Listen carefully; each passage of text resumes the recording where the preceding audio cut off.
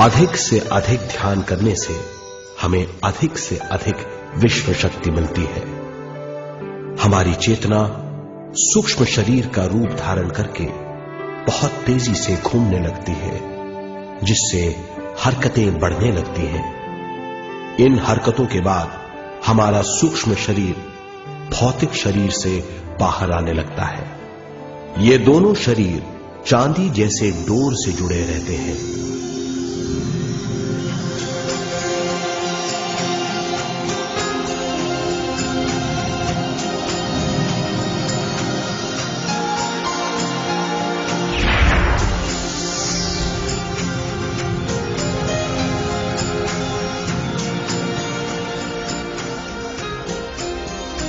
ये चांदी की डोर और कुछ नहीं, तेज गति से थड़थड़ाती हुई चेतना है, जो भौतिक शरीर से सूक्ष्म शरीर को और सूक्ष्म शरीर से भौतिक शरीर को संदेश देती रहती है।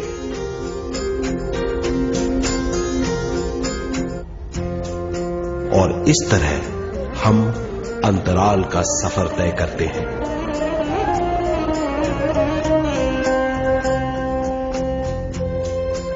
अंतराल की यात्रा हमारी चेतना की जाने और अनजाने लोगों की यात्रा है। अंतराल की यात्रा द्वारा हमें स्वयं के बारे में उच्चतम ज्ञान और बूझ मिलती है। अंतराल की यात्रा में हमारा सूक्ष्म शरीर सारे भौतिक चीजों और तत्वों जैसे पृथ्वी, पानी, अग्नि, वायु और आकाश के बीच में से गुजर सकता है। सूक्ष्म शरीर सारे लोगों के बीच से निर्भीक गुजर सकता है।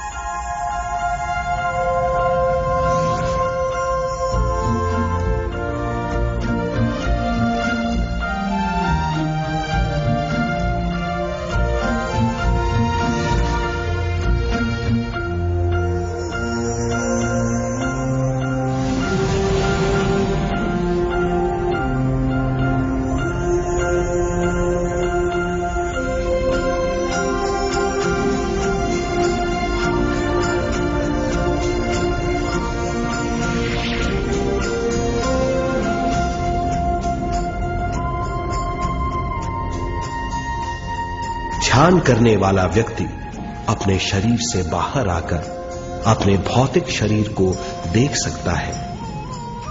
इससे उसे उच्चतम बोध होता है।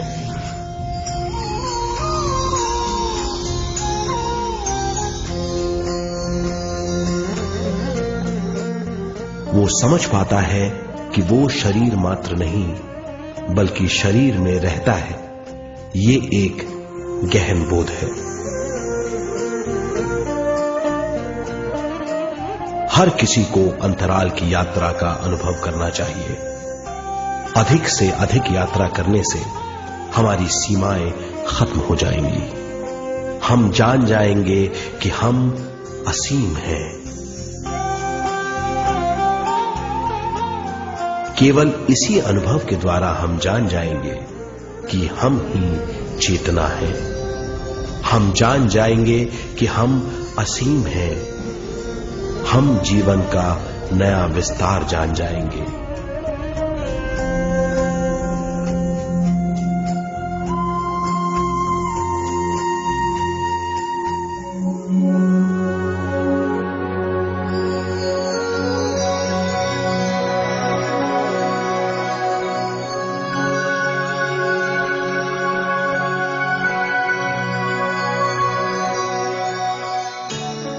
ज्यादा से ज्यादा ध्यान करने से हमें ज्यादा विश्व शक्ति मिलेगी।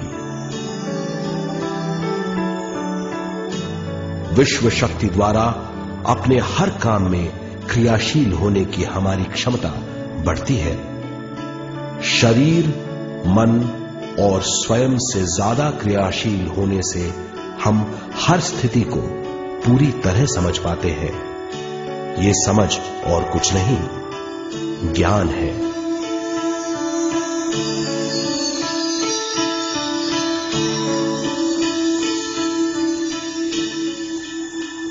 साधारण मनुष्य को केवल अनुभव मिलता है, क्योंकि उस अवस्था में वो ज्ञान के बारे में नहीं सोचता, क्योंकि उस अवस्था का अनुभव वो केवल भौतिक समझ से करता है। ज्ञान योग उस अवस्था को पूरी तरह समझ लेता है, क्योंकि वो जानता है कि वो केवल शरीर नहीं, सिर्फ शरीर में रहता है। वो जानता है कि अवस्थाएं उसके विकास के लिए हैं। ध्यान के अनुभवों के बाद और व्यवहारिक जीवन में उनका प्रयोग करने से हमें अपार समझ का आभास होगा। इस समझ से हजारों दरवाजे खुल जाएंगे।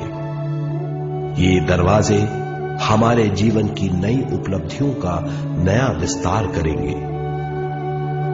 हमारी समझ से उपलब्धियों और ज्ञान की अधिक बढ़ोतरी होगी।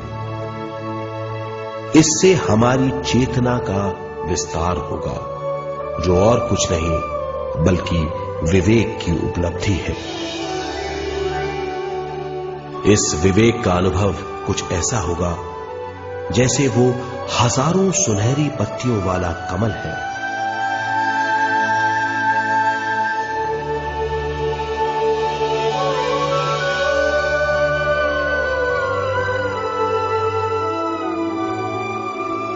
हर एक पत्ती समझ की एक नई मात्रा होगी।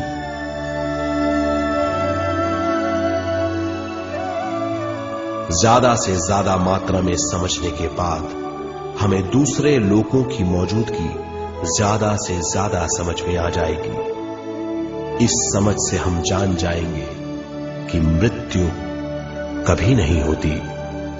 हम अनंत जीव हैं। हम समझ जाएंगे कि जीवन क्या है और मृत्यु क्या है।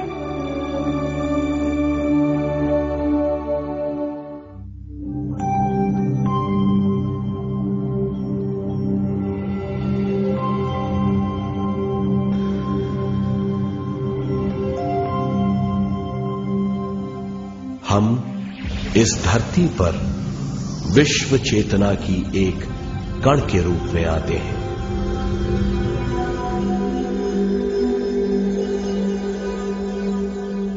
उद्गम स्थान से हम स्वयं के प्राणमय शरीर का एक ढांचा लेकर आते हैं। हम इस धरती पर अनोखे अनुभव करने आते हैं। अपने अनुभवों के लिए हम एक गर्भ स्थान या कोख चुनते हैं। हम माता पिता, वातावरण और हालात चुनते हैं। जीवन का पूरा ढांचा स्वयं को मालूम होता है। मां को चुनने के बाद चेतना का एक कण मां के गर्भस्थान में प्रवेश करता है। चेतना का मां के गर्भस्थान में प्रवेश होने के बाद गर्भस्थ शिशु में प्राण आते हैं।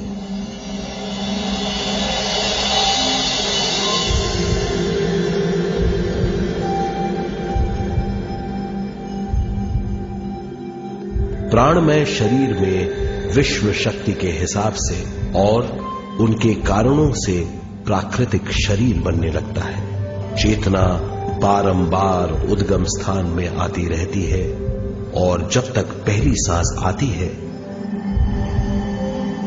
मां के गर्भस्थान से बाहर आने के बाद वो बाहर की पहली सांस लेता है। इसे जन्म कहते हैं।